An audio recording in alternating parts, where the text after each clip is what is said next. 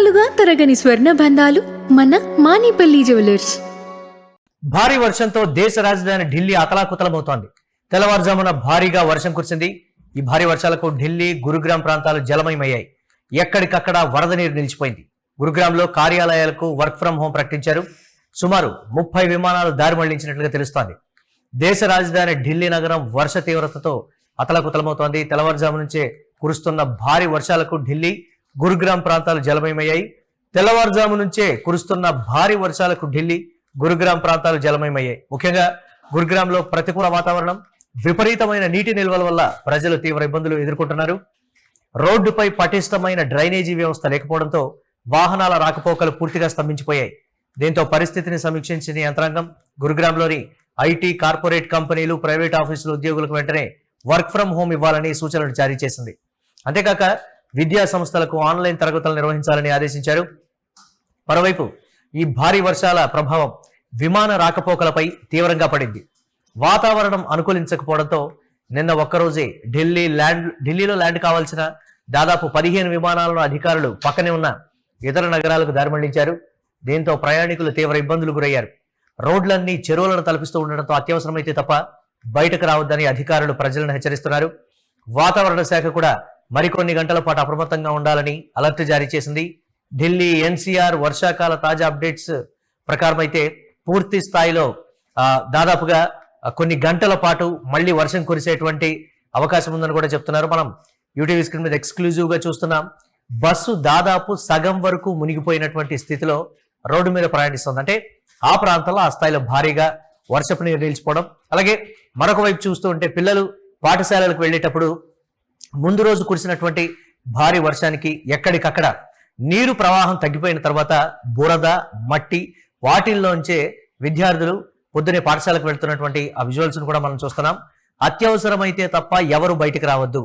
అంటే ఇప్పుడు కురిసినటువంటి వర్షపాతానికన్నా మరికొంత ఢిల్లీలో ఎక్కువగా వర్షం కురిసేటువంటి అవకాశం ఉంది. సోషల్ మీడియాలో ఈ నేపథ్యంలో వస్తున్నటువంటి చర్చ, వర్షాకాలం రోడ్ల మీదకి రాలేం, అలాగే చలికాలంలో పొల్యూషన్ కి అసలు బయటికే రాలేమనేటువంటి పరిస్థితి అయితే నెలకొంది.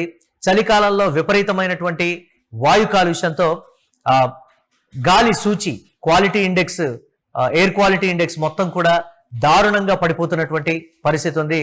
పూర్తి స్థాయిలో అసలు ఎదురుగా ఏముందో కూడా తెలియనటువంటి పరిస్థితికి కాలుష్యం చేరుకుంటుంది అనేటువంటి పరిస్థితి.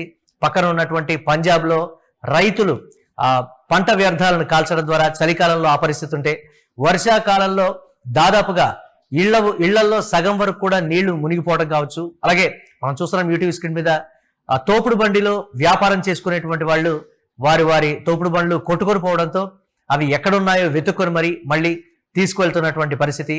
దాదాపుగా నడుం లోతుకి అంత లోతు వరకు కూడా నీళ్లు వచ్చాయి అనంటే ఢిల్లీలోని గురుగ్రామ్ కావచ్చు, ఇతర ప్రాంతాల్లో కావచ్చు, ప్రధానంగా కార్యాలయాలకు వర్క్ ఫ్రం హోం ప్రకటించడం, విద్యార్థులకు ఆన్లైన్ స్కూల్స్ నిర్వహించాలనేటువంటి ఒక కీలక సూచన కూడా చేసింది.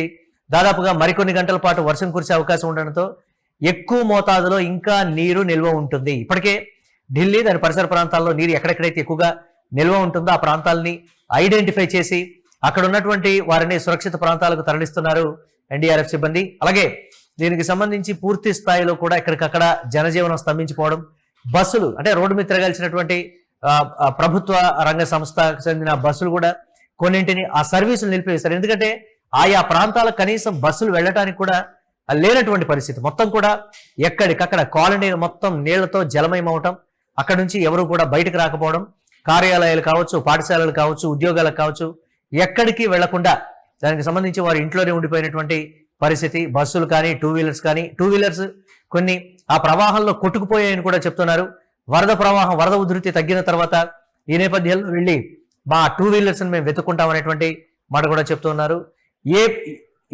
ఎంతో ఇంపార్టెంట్ వర్క్ ఉంటే తప్ప మీరు బయటికి రావద్దు, ప్రజలకు మేము ఇచ్చేటువంటి ఇంపార్టెంట్ సూచన అని కూడా చెప్తున్నారు. ఢిల్లీ నగరం కాలానుగుణంగా ఇబ్బంది పెడుతూనే ఉంటుంది.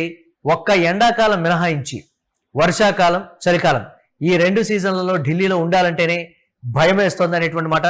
తమ యథావిధి కార్యకలాపాలకు కావచ్చు, తమ డైలీ రొటీన్స్ కూడా చాలా ఇబ్బంది కలుగుతుంది అనేటువంటి మాట.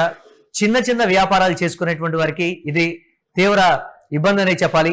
ఏ రోజుకు ఆ రోజు కూలీనాలికి వెళ్ళి పొట్టపోసుకునేటువంటి వాళ్ళు ఇటువంటి వరదలు వర్షాలతో ఎక్కడికక్కడ నీళ్లు నిలిచిపోతే రోడ్ల మీద వ్యాపారాలు కూడా జరగనటువంటి పరిస్థితి ఉంటుంది. కొన్ని కాలనీలను ఐడెంటిఫై చేశారు. అంటే వరద ఉధృతి వర్షం పడ్డప్పుడు చిన్న వర్షానికే కాలనీ మొత్తం కూడా నిండిపోవడం, వర్షం ఆగిపోయిన తర్వాత ఒక గంట 2 గంటల సమయానికి మొత్తం బురదతో నిండిపోయేటువంటి పరిస్థితులు ఉంటాయి. ఆ ప్రాంతాన్ని పర్టికులర్ గా ఐడెంటిఫై చేసాం, క్లీన్ చేస్తున్నాం ఎప్పటికప్పుడు అంటున్నారు.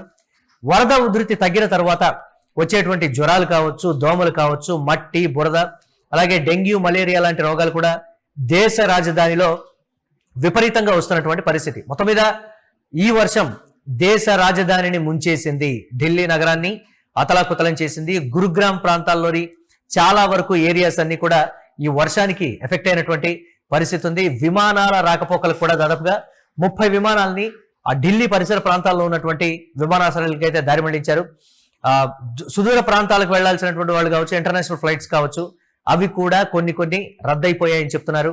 డొమెస్టిక్ ఫ్లైట్స్ ని తిరిగి పునరుద్ధరించేటువంటి దానికి సంబంధించి ఆ నీటి ప్రవాహం ఎయిర్పోర్ట్ లో కూడా తగ్గిన తర్వాత ఈ అంశం మీద ఒక నిర్ణయం తీసుకుంటామని అయితే ఢిల్లీ ప్రభుత్వం చెప్తోంది.